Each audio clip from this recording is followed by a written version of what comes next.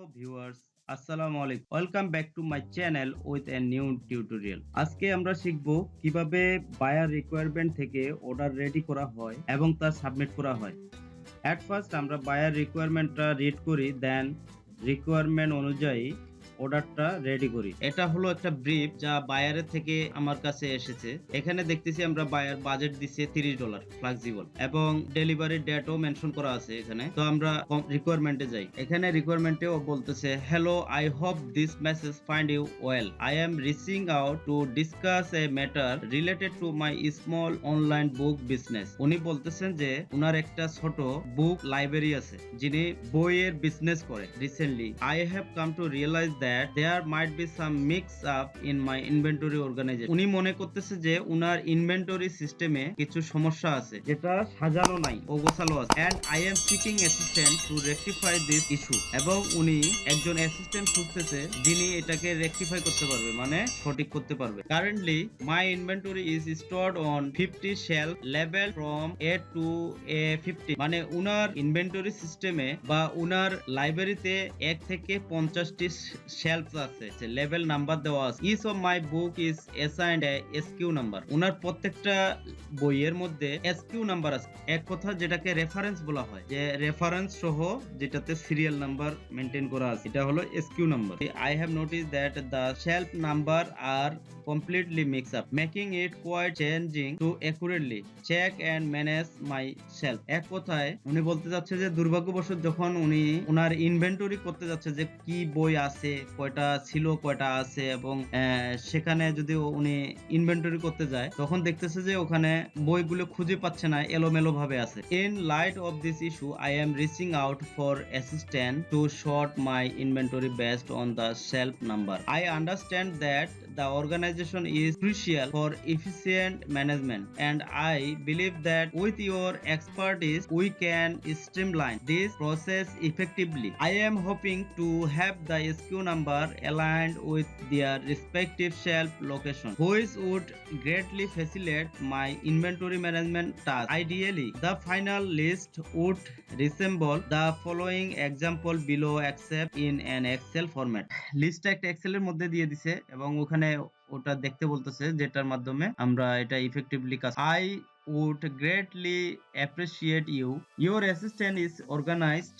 My inventory will allow me to better serve my customer and manage my book business more efficiently. তাহলে উনি কিছু উদাহরণ এখানে দিয়েছেন, যেখানে সেলফ গ্রুপ থাকবে A5, যেখানে A5 এটাতে সেলফ নাম্বার আছে SQ 2021 book November 4 A5। That means A5 টা হচ্ছে তার শেলফ নাম্বার। তো চলুন আমরা এটাকে এক্সেল ফাইলটা খুলে দেখি এবং এটাকে আমাদের আউটপুটটা নিয়ে আসবো। বায়ারটা ছিল ইউনাইটেড স্টেট এবং যখন আমি অর্ডারটা সাবমিট করি উনি 5 স্টার ফিডব্যাক দেয় এবং এখানে কমেন্টস করে ডিড এন্ড অ্যামেজিং জব। বায়ারের দেওয়া ফাইলটি দেখতে ছিল এরকম, এখানে বইয়ের নাম আছে এবং এখানে এসকিউ নাম্বার আছে। তো আমাদের কাজ হবে এই এসকিউ নাম্বারগুলো অ্যাসেন্ডিং করা। এখানে দেখেন, এখানে দেখা যাচ্ছে যে 13 নাম্বার শেলফে এখানে চলে আসে, দেন A11, দেন A16। তো আমাদেরকে এটা, আমি যদি 1000বারও চেষ্টা করি এটাকে শর্ট করার,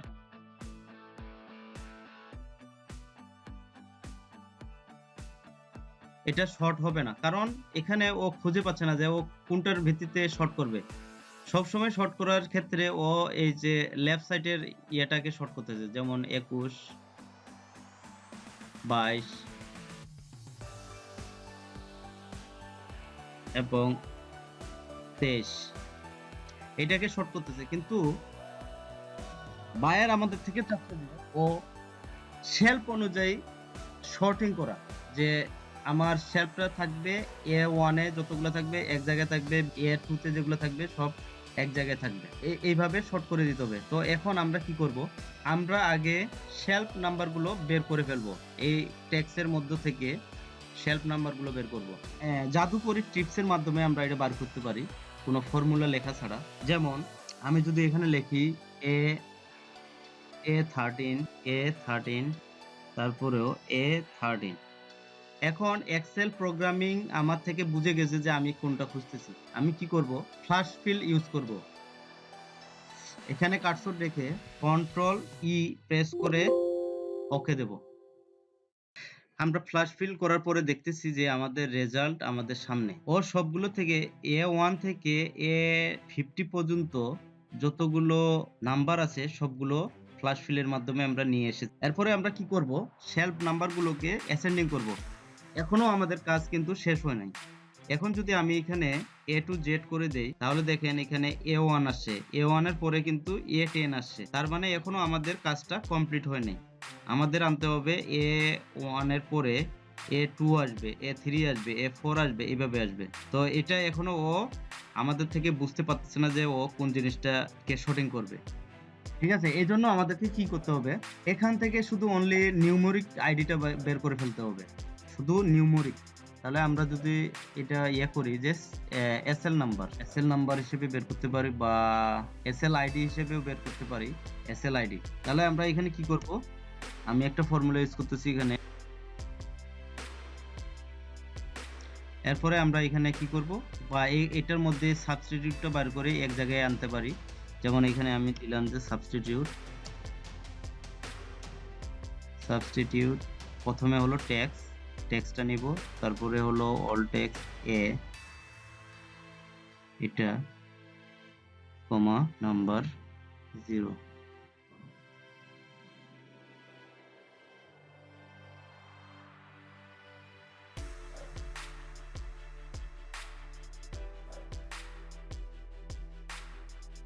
এখানে কিছু দিলাম না, ফাঁকা দিলাম, 0 দেওয়ার দরকার নেই। এখন আমি যা ইচ্ছে তাই করতে পারবো নাম্বারটা দিয়ে। যেমন আমি এখানে সাবস্টিটিউট দিছি, তাহলে সাবস্টিটিউট আমার কোনটা? ডিটা। তাহলে আমি কি করব? এই ল্যাব ফাংশনটা ইউজ করব ডি এর মধ্যে। কন্ট্রোল সি, সাবস্টিটিউট ডি এর জায়গায় আমি বসিয়ে দিলাম বি। তাহলে সেম কাজ করতেছে এখানে। আমি যদি এটা এরপরে সরি এখানে নিয়ে আসি, এটা যদি ডিলিটও করে দিই কোনো সমস্যা হবে না। এরপরে আমরা ইজিলি এটাকে সর্টিং করে ফেলতে পারি।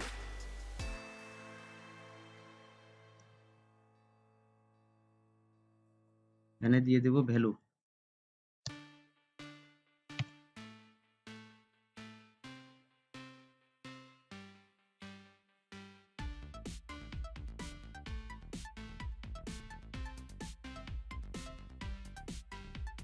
এখন আমাদের কাঙ্ক্ষিত রেজাল্ট চলে আসছে। আমরা এখানে এখন যেটা করব যে আমরা বুক শেলফ নাম্বারটা এখানে টেক্সট আকারে স্ট্রিং আকারে নিয়ে আসব। এটা হবে শেলফ গ্রুপ। ও এখানে বলছে যে শেলফ গ্রুপ এ থেকে A6। তাহলে আমরা এইভাবে লিখি জিনিসটা, শেলফ গ্রুপ A6। তাহলে এখানে আমরা প্রথমে টেক্সট নিব একটা এস ইনভার্টেড কমার মধ্যে SELF শেলফ গ্রুপ কনকাটিনেট করব এই আইডিটার সঙ্গে। এখানে আমরা একটা হ্যাশ দিতে পারি নাম্বারের সামনে। যদি আমি এন্টার দেই তাহলে দেখেন আমার শেলফ গ্রুপ চলে আসছে। ডাবল ক্লিক করলাম, আমার রেজাল্ট ক্লিয়ার।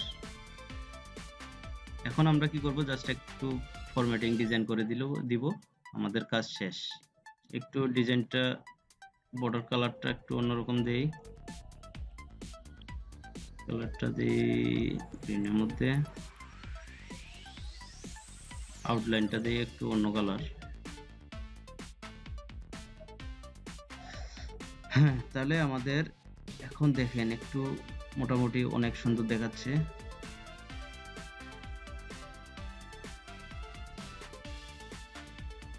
এটা যদি একটু বড় করে দিই, সেন্টার করে দিলাম, এটা একটু আইটেম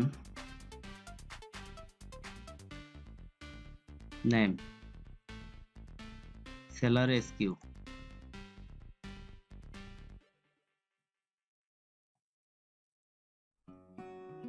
আইডি এসএল, আমি এসএলটাকে হাইড করে দিতে পারি বা থাকলেও সমস্যা নেই আমার জন্য।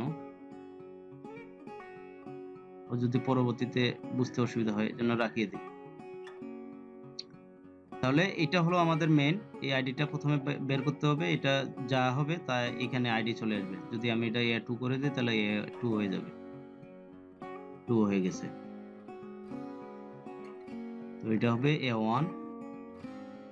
এখন যদি আপনি দেখতে চান যে এটা অ্যাকচুয়ালি ঠিক আছে কিনা, এই যে দেখেন A1, এটা হলো শেলফ এর A1 শেলফের মধ্যে। আমাদের কাজ কমপ্লিট। আমরা এখন এই অর্ডারটাকে বায়ারের কাছে সাবমিট করতে পারি। আমরা সামনে একটা এসএল নাম্বারও দিয়ে দিতে পারি।